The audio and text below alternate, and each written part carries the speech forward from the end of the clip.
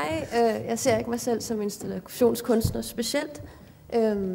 Jeg er lige så meget bare billedkunstner, som laver forskellige ting. Installationskunst. Man er jo altid installeret af alting. Jeg har valgt at vise kun et projekt den her aften, fordi jeg synes, at 6 minutter var lidt for kort for mig. Det er et projekt, som jeg har kørt med i 4 år, og det var en interesse for at prøve at binde kunsten mere fast til mit eget liv og til min egen krop, og prøve virkelig at tage konsekvensen af at ville sige noget og ville gøre noget. Så jeg fjernede alle mærkerne fra mit tøj, og så erstattede jeg det med min egen, og i mundskyld på den anden side er ikke, at det er omvendt. Men jeg er også ordblind, så alle teksterne var med stavefejl på. Og det var et forsøg på at prøve virkelig at komme ind til både at snakke om, hvad jeg følte og hvad omverdenen følte, og prøve at snyde, man kan sige, branding, som man klæder sig i normalt. Og samtidig lige den periode, der startede, der var street art meget sådan smart at gøre, og folk var lige ude og sende plakat op, og jeg synes ikke rigtigt, de fik involveret sig i det rigtigt. Så derfor så ville jeg gerne have, at folk de skulle, at jeg ligesom bare street arten med mig rundt på min krop, sådan så at folk blev konfronteret også med kunstneren, og ikke bare med en plakat, der hang på væggen. Så ja, jeg gik rundt med de 4 år, og jeg havde forskellige tekster på, og det var meget forskellige tekster. Nogle var meget personlige, nogle var skrevet hurtigt, nogle var skrevet langsomt. Og det endte med, at det blev små digte, fordi at hvert stykke tøj havde en sætning, og jeg prøvede at sætte det i samme sted, sådan så at det til sidst blev til nærmest et digt, som man kunne læse. Både hvad jeg måske følte, eller hvad jeg havde følt en anden dag. Så det blev også på en måde en dagbog. Og et forsøg på at virkelig komme ind og prøve at snakke med folk.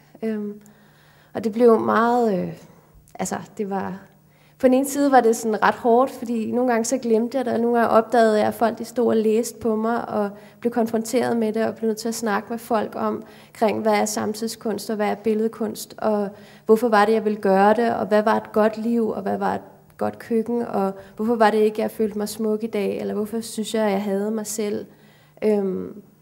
Så det blev virkelig sådan, man kan sige, livsnært. Og det kom også ud af, at i min praksis, så har jeg interesseret mig meget for feminisme og hvordan vi lever.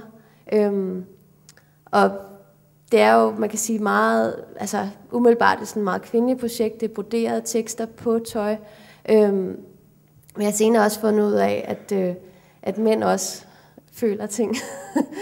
Så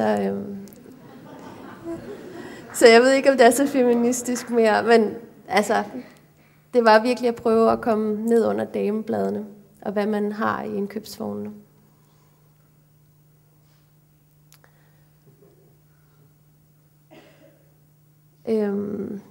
Her for 2 måneder siden havde jeg en udstilling, og der valgte jeg at færdiggøre det her projekt.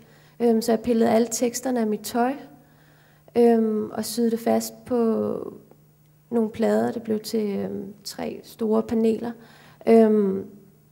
hvor man kunne læse alle teksterne samlet, fordi jeg følte, at det var ved at være tid, og jeg var ved at være træt af projektet. Jeg synes ligesom, jeg havde været nok rundt med det i verden. Så derfor så valgte jeg at vise det på den måde. De billeder kommer lige om lidt. Og så viste jeg billeder af tøjet på slides ved siden af. Jeg ved ikke, om I kan læse det. Noget af det kan man godt læse, andre ting er virkelig svære at læse.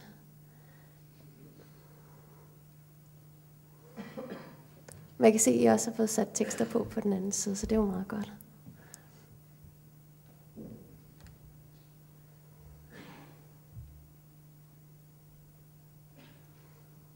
Det var et projekt, jeg startede lige. Jeg havde gået på Det Fynske Kunstakademi i 2 år. Og det var, i starten var der også et forsøg på at finde ud af, hvordan lavede man kunst. hvordan kommer man væk fra maleriet, hvordan kommer man ud i verden.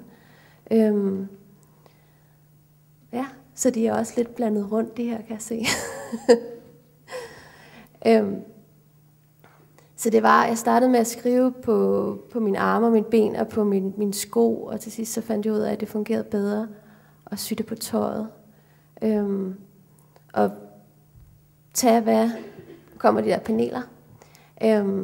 Men ligesom at tage tilbage det, som Levi's og Diesel og hvem fanden ellers er de store mærker, prøver at lægge af livsstil ind i ens liv, sådan så man på en eller anden måde kunne få noget magt tilbage over det. Så her kunne man læse de forskellige tekster samlet. Og det var rigtig godt at få afsluttet projektet. Jeg synes, jeg har lært rigtig meget af det, og det har også været virkelig hårdt. Men det har også været virkelig spændende at finde ud af det der med, at fordi jeg er billedkunstner, så man sige, at jeg bærer kunstinstitutionen med mig rundt på kroppen. Og der har jeg virkelig fået grundfæstet en interesse for at bære kunsten med mig rundt i verden. Også i andre projekter. Men det her, det var ligesom mit første sådan grundlæggende projekt, hvor jeg virkelig fik blandet mit liv ind i det.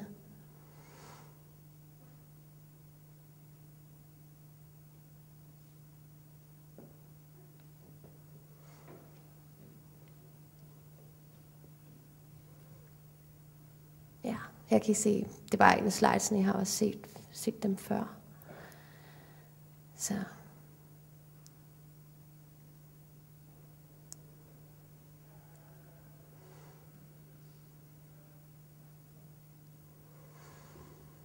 Men det er ligesom det projekt. Så tak.